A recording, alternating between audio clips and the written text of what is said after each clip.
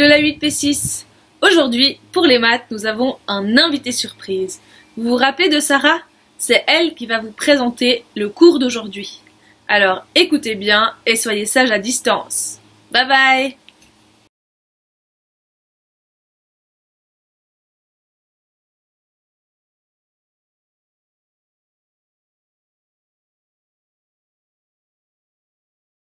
Bonjour à toutes et à tous, j'espère que vous vous portez bien chez vous. Contrairement à Madame Amstutz, jamais je n'oserais montrer ma tête sur le net, alors ce sera Félix le chat qui sera mon avatar pour vous accompagner dans cette vidéo. Et avec cette méthode, nous allons revoir et continuer le thème 9 sur le périmètre et l'air.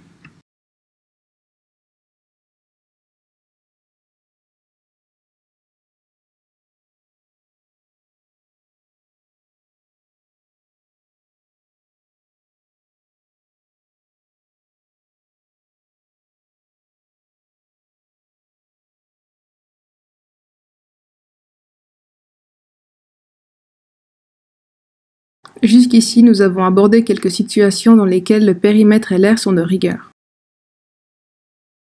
Lorsqu'on parle d'air, c'est pour mesurer la surface d'une figure. On exprime son unité au carré.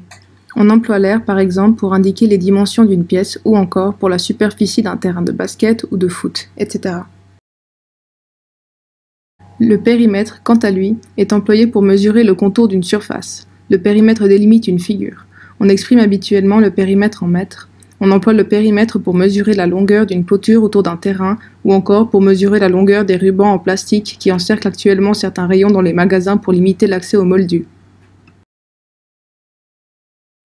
Vous avez ici l'illustration du chien enfermé dans sa surface par une clôture, soit le périmètre de ce carré d'herbe. Vous avez cette image sur le premier dossier que je vous ai distribué où vous pouvez retrouver les définitions et les exemples faits ensemble.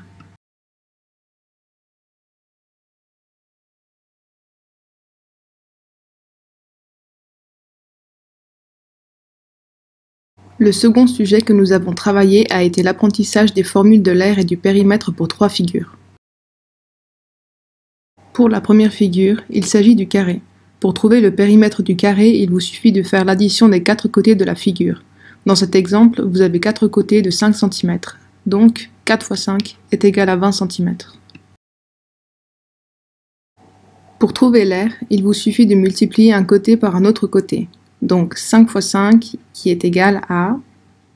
Bien joué, tu as trouvé! Je plaisante, on n'est pas devant Dora l'exploratrice, la réponse est 25 cm².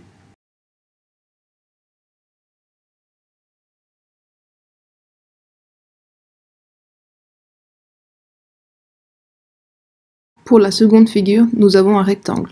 Pour trouver son périmètre, il vous faut faire la somme des longueurs de chaque côté du rectangle. Donc 6 plus 4 est égal à 10, et plus 6 plus 4 encore est égal à 10, ce qui équivaut à 20 cm.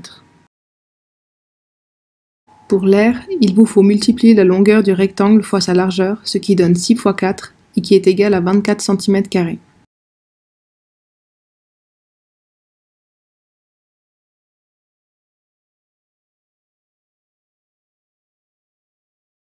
Pour le périmètre du triangle, il vous faut additionner la somme des longueurs des 3 côtés. Pour le triangle vert, les 3 côtés sont 17 cm plus 17 cm plus 16 cm, ce qui donne 50 cm au total. Pour l'aire du triangle, il faut déjà trouver la base du triangle et la hauteur de celui-ci. La base du triangle est toujours perpendiculaire à sa hauteur. Dans cet exemple, toujours pour le carré vert, la base mesure 16 cm et la hauteur 15 cm. On multiplie 15 et 16 ensemble, ce qui est égal à 240, et on divise la réponse par 2, parce qu'un triangle c'est la moitié d'un rectangle ou d'un carré. La réponse finale est de 120 cm². Pour le périmètre du triangle jaune, il faut faire 2 plus 4,3 cm, donc 6,3, plus encore 7 cm plus 9 cm, ce qui est égal à 22,3 cm. Pour l'aire du triangle jaune, on prend la base qui fait 6,3 cm multiplié par la hauteur de 5,2 cm, qui est égale à 32,76 cm, et qu'on divise encore par 2, ce qui donne 16,38 cm².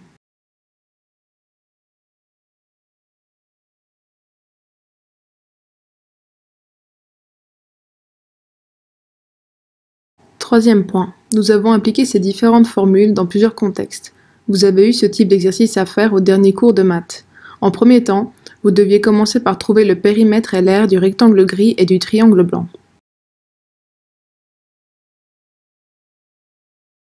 Ensuite, avec les résultats que vous aviez obtenus, vous deviez trouver le périmètre et la surface de la figure grise de l'exemple qui vient de s'afficher. Vous avez eu une fiche à faire en devoir la dernière fois que nous nous sommes vus, et j'ai vu à plusieurs reprises qu'il y avait 3 types d'erreurs fréquentes. La formule de l'aire du triangle était souvent fausse, soit parce qu'il manquait l'unité au carré, soit parce qu'il y avait un oubli de la division par 2. Le rappel fait jusqu'ici dans cette vidéo devrait être suffisant. Je ne me fais plus de soucis pour vous à ce sujet. En règle générale, vous étiez studieux et efficace quand vous vous mettiez au travail. La deuxième erreur fréquente était la formule du périmètre qui était fausse parce qu'il y avait un côté compté en trop, ou alors un oublié. Ce sont des erreurs d'inattention faciles à corriger. Je vous fais confiance, ça n'arrivera plus. La dernière erreur, c'était la plus grave. Dans votre fiche à faire en devoir, vous aviez ce type d'exercice que vous avez maintenant sous vos petits yeux. Vous deviez, comme dit précédemment, trouver le périmètre et la surface de la figure grise qui n'est pas complète parce qu'il y a un triangle blanc dedans. Au début, ça partait juste. Faire le périmètre du rectangle carré en prenant les contours du triangle blanc, soit 30 mètres pour la longueur du haut du triangle, plus 20 mètres, plus 30 mètres, plus 1 mètre, plus 18 mètres, plus 20 mètres, plus 1 mètre, qui équivaut à 120 mètres. Ensuite, c'est parti en cacahuète pour trouver l'aire de la surface grise. Il fallait faire l'aire totale du rectangle, 20 fois 30 mètres, qui est égal à 600 mètres carrés, sauf que le rectangle n'est pas complet puisqu'il y a un triangle dedans qui lui a retiré une partie de sa surface. Pour cet exemple, il faut donc faire la surface du rectangle de 600 mètres carrés moins la surface du triangle qui vaut 100 mètres carrés. Donc, la surface du rectangle gris moins celle du triangle blanc est égale à 600 mètres carrés moins 100 mètres carrés. Ça paraît simple et pourtant plusieurs ont additionné l'aire du triangle et l'aire du rectangle alors qu'on veut savoir uniquement ce qu'il y a en gris.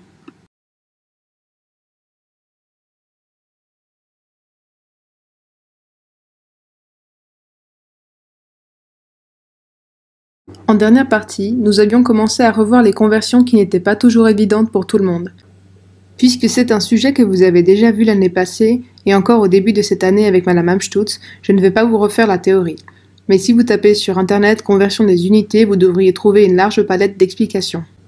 Nous avions aussi abordé la conversion des unités au carré.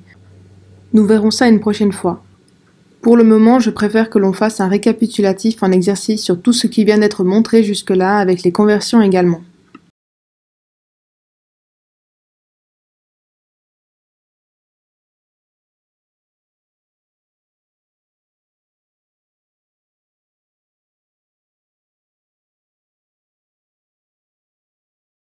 La suite. Pour revoir tout ce qui a été vu en classe et ce qui a encore été dit dans cette vidéo, vous avez un premier document à compléter intitulé Maths thème 9, 8H récapitulatif PDF. Les exercices sont à faire dans votre cahier. Vous aurez le corrigé détaillé pour vérifier vos réponses ou pour comprendre la démarche à entreprendre pour résoudre ces problèmes. Le second exercice sur le document Conversion 8H Key est un exercice qui vous prendra 2 minutes si vous êtes à l'aise pour les conversions. Il vous corrigera automatiquement. Je vous laisse en plus le PDF de la fiche aire et périmètre que vous aviez à faire en devoir pour permettre à certains de consolider leurs acquis et à d'autres de s'exercer. J'aimerais que vous la refassiez tous pour la semaine prochaine, sinon pour la suite ça va être chaud patate. J'espère que tout le monde se porte très bien ainsi que vos proches. À bientôt.